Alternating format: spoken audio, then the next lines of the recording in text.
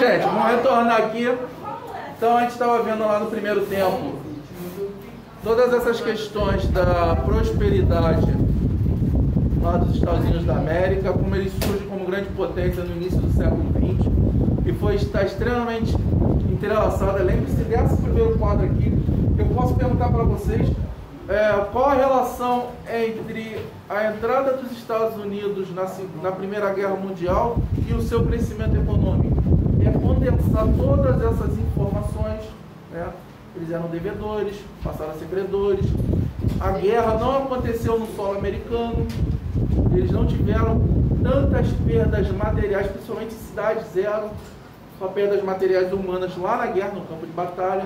E eles participam da reconstrução da Europa através de empréstimos e vendas de produtos industriais e também de matérias-primas. Então isso vai favorecer a esse crescimento econômico.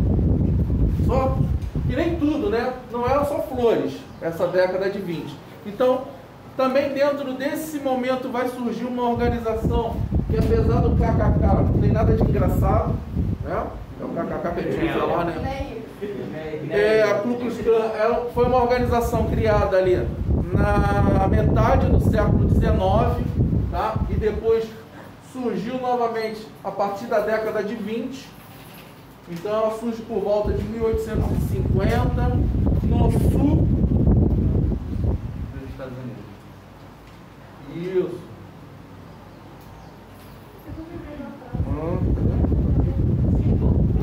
E por que o sul? Por que ela vai surgir no sul? Vamos lembrar da Guerra de Secessão, da Guerra Civil lá nos Estados Unidos. Qual era a principal característica das colônias do sul? Eram brancos, tinha branco, mas ela vai ter uma característica que vai diferenciar muito das colônias do norte que venceram a guerra. O sul ele era agrário e escravocrata. O norte era industrial e, na maioria dos casos, mão de obra assalariada livre. Então, tudo isso que a gente tem no Brasil, né, essa questão racial, né, no Brasil esse preconceito velado, né, lá nos Estados Unidos isso é muito presente e nada disfarçado, principalmente no sul, porque era onde concentrava as grandes fazendas, principalmente de algodão e de tabaco. E essas fazendas elas eram, né, produzidas, elas eram trabalhadas, ela tinha como mão de obra, a mão de obra escrava, muitos escravos vindo do continente africano, né, escravos internos. Claro que a reprodução era numa menor escala, mas a escravidão estava muito presente no sul. E aí com a Guerra de Secessão, né, Abraham Lincoln, ele determina, né, a abolição lá dos escravos, né? Então todo escravo que fugisse do sul, ou se juntasse ao exército do norte, já ganhava sua alforria. Então foi uma propaganda, foi uma jogada política muito bem bolada e muito bem-vinda de Lincoln, quando ele liberta os escravos do sul. Só que aquela mentalidade, o cara ele via lá no sul o preto como inferior. Eles não conseguiam assimilar eles como seres humanos, porque durante séculos, 3 séculos, ele vai acabar um pouco antes, 2 séculos e meio, eles vão ver eles vão ver o negro, o preto, como inferior, como mercadoria. Então como que agora, de uma hora para outra, esse homem, essa mulher de cor mais escura do que a minha, como que ele vai ser igual a mim? Se antes, menos de 100 anos atrás, 100 e pouquinhos anos atrás, eles eram vendidos em mercado. Então vai surgir essa organização no sul dos Estados Unidos, por causa disso, é essa herança, esse ranço, essa herança maldita da escravidão. No sul, onde tinha as principais colônias, então nós temos Texas, Louisiana, nós temos a Flórida, o Mississippi, toda essa região sul dos Estados Unidos. Vai ser marcado principalmente pelo racismo,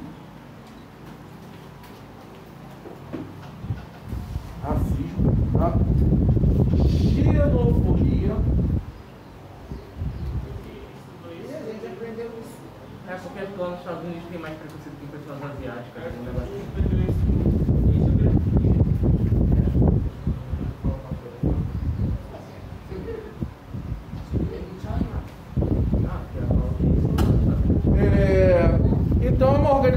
extremamente racista, ela vai ser caracterizada. Aqueles caras que usam capuz assim, né, igual de carrasco. Então, eles vão andar com tochas, eles vão matar negros queimados, eles sempre, onde eles passam, eles vão lá, pegam a cruz pegando fogo, é um símbolo deles. Nós tivemos recentemente um caso muito polêmico no Senado Nacional, aqui no Brasil, onde um assessor presidencial fez um gesto lá, um símbolo, que é um símbolo que remete a essa supremacia branca, né? Ele pegou o dedo e fez exatamente esse movimento, que é um P, seria um P e um W, né? O poder branco, né? White Power, né? White Power. Isso é ligado a esses caras aqui. Então, assim, são ideologias da década de 20. É impressionante quanto isso tem força hoje em dia. 100 anos depois da década de 20 do século passado, do século 20. Então, eles são racistas. O racismo contra o asiático é extremamente grande também. O racismo em relação ao latino também. Então não se restringe apenas ao racismo contra o preto, contra a preta. Fala. Esse positivo que a gente faz aqui no Brasil, como falar que carioca é bandido, que não existe, né? Que essencialmente é xenofobia. Não, xenofobia normalmente contra estrangeiro, de país de fora. Tá? Isso é um preconceito, tem um outro nome específico para isso também. Mas você entra no preconceito mesmo. Mas a xenofobia, o que é xenofobia? É o medo do outro. Xenofobia é o medo do que é estranho. Eu não conheço, eu não reconheço aquelas características em mim e aí isso me dá um medo. Então é o medo do estranho, é o medo do outro, é o medo do estrangeiro. Então xenofobia é muito mais aplicada ao que vem de fora do país, da nação. Por isso que está associado ao nacionalismo. Então você pega lá um dos lemas do ex-presidente Donald Trump, América em primeiro lugar, né? América first. Mas então, isso é esse pensamento, América em primeiro lugar. América, América, América. Ele falou isso no primeiro discurso dele de posse. É nacionalismo. Aí aqui não tem juízo de valor, é certo ou errado? Cada um julgue o que achar melhor. Mas o nacionalismo, ele é perigoso porque ele gera isso. Ele gera esse medo, ele gera esse preconceito. O chinês perigoso, o russo vermelho, né? O africano atrasado. Aí você xenofobia hoje. Tá? Os caras não têm uso, Então as características dessa organização cristã, vamos lá. E só um dado, eles chegaram aqui, vamos lá, gente.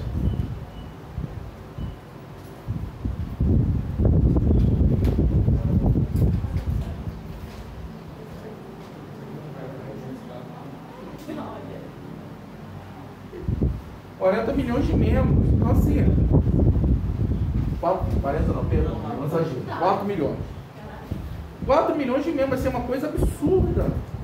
Claro que isso vai se perpetuar.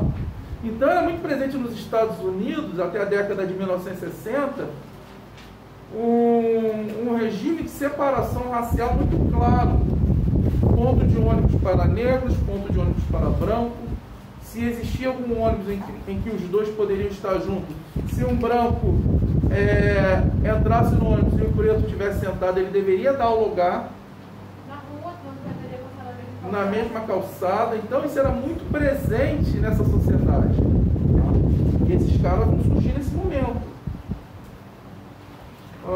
Outra questão importantíssima desse momento foi a chamada Lei Seca de 1918. Cara, aí é um outro debate importantíssimo. Nós estamos numa sociedade totalmente tradicional, agrária. Novamente, a cristã, o símbolo dela é uma cruz pegando fogo. Então é uma instituição que se diz cristã. Olha que absurdo. Mas se dizem cristã. Se dizem membros do cristianismo. Uma sociedade tradicional. E é uma sociedade extremamente voltada para alguns preceitos religiosos. A questão religiosa, principalmente da linha protestante nos Estados Unidos, é muito forte. Quem são os protestantes aqui no Brasil? Evangélico. Então, isso lá nos Estados Unidos, lá é a maioria. Aqui no Brasil ainda é minoria, né? O catolicismo ainda é a maior religião. Mas lá nos Estados Unidos é o contrário. Devido ao tipo de colonização que eles tiveram, a grande base dele é protestante. Então, eles vêm com esses preceitos morais. Então, em 1918, 19, eles vão falar que o álcool ele é responsável pela degradação da sociedade. Tá? Então, o que foi a lei seca? A proibição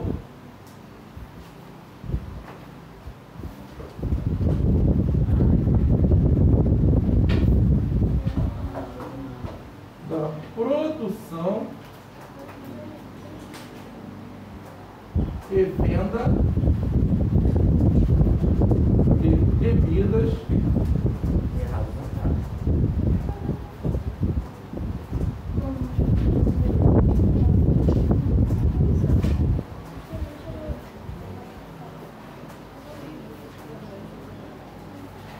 Então isso foi a proibição das bebidas, da produção, não só da produção, da venda das bebidas alcoólicas. E tinha como objetivo, muito claro: disciplina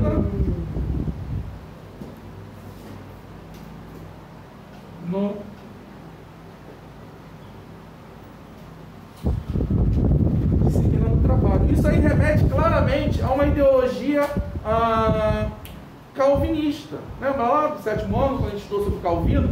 Para João Calvino, a pessoa já nascia salva, salva ou condenada.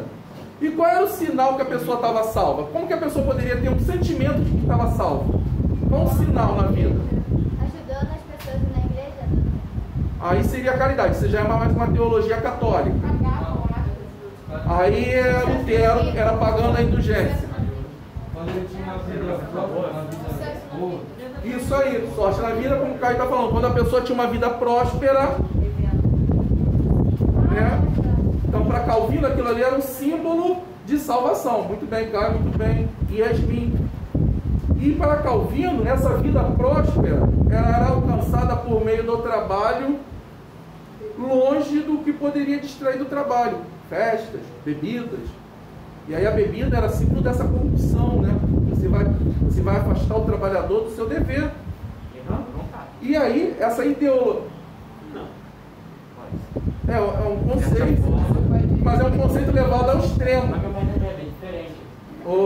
É um conceito levado ao extremo. Claro que claro que a bebida ela vai atrapalhar o desempenho de qualquer trabalhador. Mas aí, se a gente falar, lembra que a gente falou da questão do mundo liberal? No mundo liberal vai dizer, eu posso beber na minha hora de folga. E eu tenho que ter a consciência de que no meu momento de trabalho eu vou estar lá bem, íntegro, né, como diz no popular, de cara limpa para trabalhar. Igual o jogador de futebol. Ele sabe que vai entrar em campo. Ele vai participar de uma noitada bebendo, com festa antes do jogo? Ele vai render? Não vai, então ele tem a consciência. Mas quando o cara está de folga, ele vai fazer um monte de besteira.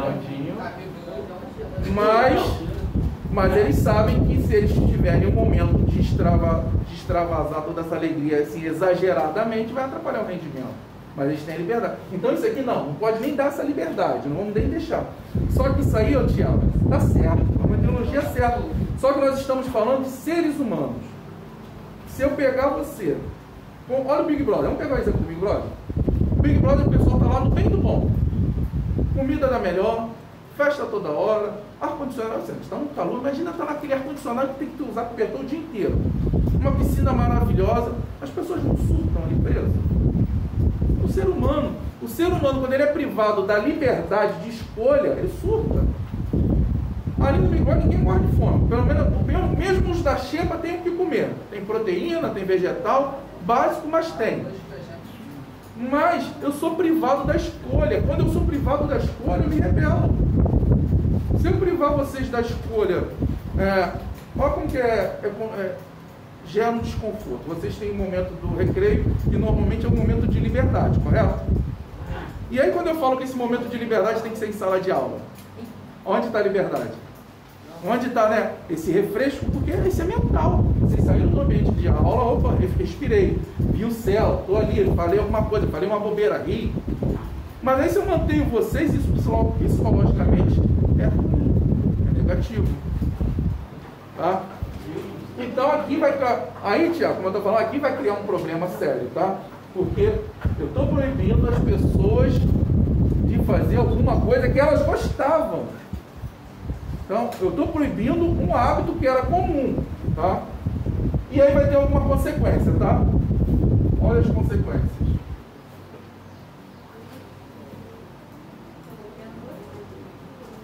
São que horas, gente, por favor?